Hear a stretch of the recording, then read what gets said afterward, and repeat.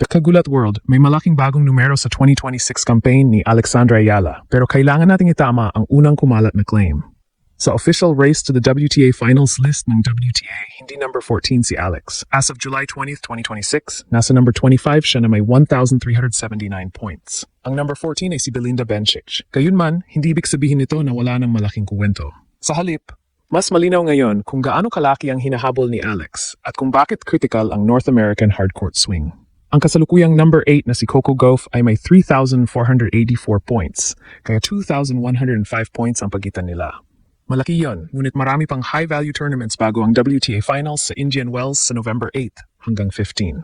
Ang elite season-ending field ay binubuo ng 8 singles players, bagaman may special na qualification rule para sa huling puwesto. Kaya ang katotohanan, nasa karera si Alex, pero kailangan niya ng sunod-sunod na malalalim na takbo, hindi lamang isa o dalawang panalo. At narito ang exciting part. Babalik siya sa hardcourt, ang surface na nakalista mismo ng WTA bilang kanyang preferred surface. Nasa singles field siya na mubadala DC Open at makatambal muli si Venus Williams sa doubles matapos silang umabot sa quarterfinals sa Bad Homburg. Kasabay nito, patuloy ang social media momentum. Milyon-milyon na ang sumusubaybay kay Alex at maging ang WTA ay ginawang social buzz feature ang kanyang viral center court stretch. Hindi pa ticket sa finals ang hawak ni Alex. Ngunit mula sa pagiging outsider, isa na siyang pangalang kailangang bantayan sa race. Ang tanong ngayon, kaya ba niyang gawing tunay na habulan ang susunod na 3 buwan? Bago tayo madala ng hype, unahin natin ang eksaktong datos. Ang official WTA Race to the Finals leaderboard na inilabas noong July 20th ay naglagay kay Alex sa number 25 na may 1,379 points. Hindi siya number 14. Nasa number 14 si Belinda Bencic na may 1,052 points. Mahalaga ang correction na ito dahil ang kredibilidad ng kuwento ay mas matibay kapag malinaw ang pagitan ng verified fact at exciting analysis. Ngunit kahit number 25, malaking bagay pa rin nakasama si Alex sa unang 25 ng season race. Iba ang regular world ranking sa race to the WTA finals. Ang world ranking ay rolling system na nakabase sa mga resultang pumapasok at lumalabas sa ranking period. Ang race naman ay nakatuon sa points na nakolekta sa kasalukuyang season patungo sa year-end championship. Sa madaling salita, ito ang scoreboard ng 2026 campaign. Ang regular singles ranking ay kinakalkula mula sa maximum na 18 tournament results. Sa kasalukuyang race list, nangunguna si Mira Andreeva na may 4,999 points, kasunod si Aryna Sabalenka na may 4,945, Elena Rybakina na may 4,627, Karolina Muchova na may 4,270, Elina Svitolina na may 4,116, Jessica Pegula na may 3,950, Linda Noskova na may 3,774, at Coco Gauff sa number 8 na may 3,484. Si Alex ay may 1,179, kaya 2.5 points ang gap niya sa kasalukuyang 8th place. Malaki ba yon? Oh, imposible ba? Hindi pa, pero kailangan nating maging realistic. Hindi sapat ang ordinaryong second round appearances. Para sumikip ang laban, kailangan ni Alex ng combination ng quarterfinals, semifinals, finals o isang napakalaking Grand Slam run. At hindi rin static ang target dahil patuloy din kumukuha ng points ang mga nasa unahan niya. Habang humahabol si Alex, humahabol din sina Marta Kostyuk, Victoria Mboko, Sorana Cîrstea, Iga Swiatek, Iva Jovic, Bencic, Diana Schneider, Madison Keys, Elise Mertens, Naomi Osaka at marami pang iba. Lahat ng mga pangalang ito ay kasalukuyang nasa pagitan ng number 9 at number 18 sa race. Kaya hindi lamang isang player ang kailangang lampasan ni Alex. Dito pumapasok ang halaga ng North American hardcourt swing. Ayon sa official WTA profile, preferred surface ni Alex ang hardcourt. Ibig sabihin, hindi siya papasok sa susunod na bahagi ng season na parang nangangapa sa pinakaayaw niyang kondisyon. May basahan ng optimism dahil ang kanyang left-handed patterns, return game, speed at willingness na lumaban sa mahabang exchanges ay pwedeng maging mas epektibo kapag comfortably siya sa bounce at movement.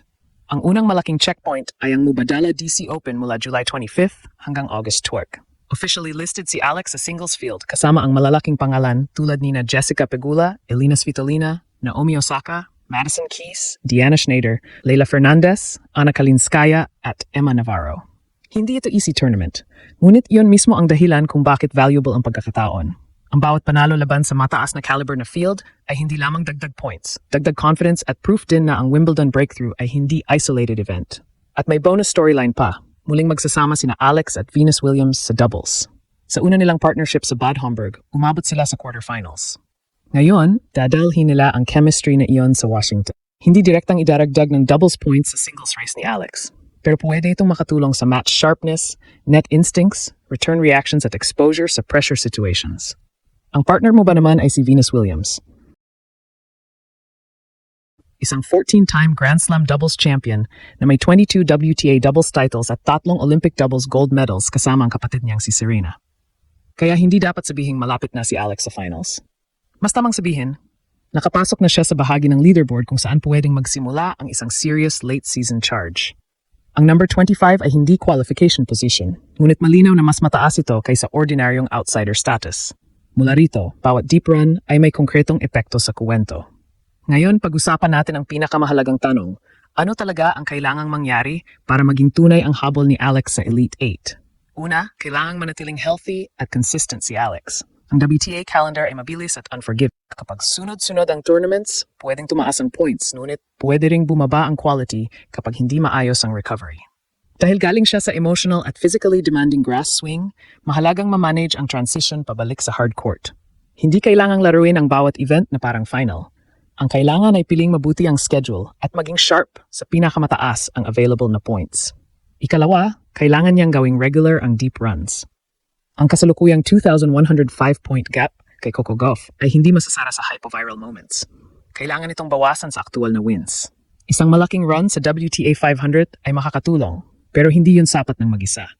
Ang WTA 1000 events at ang US Open ang maaaring magbigay ng mas malaking pagbabago sa race. Gayunman, hindi natin dapat ipresenta na guaranteed ang big points. Ang tamang framing ay opportunity. Mas malaki ang tournament, mas malaki ang reward, ngunit mas mabigat din ang draw.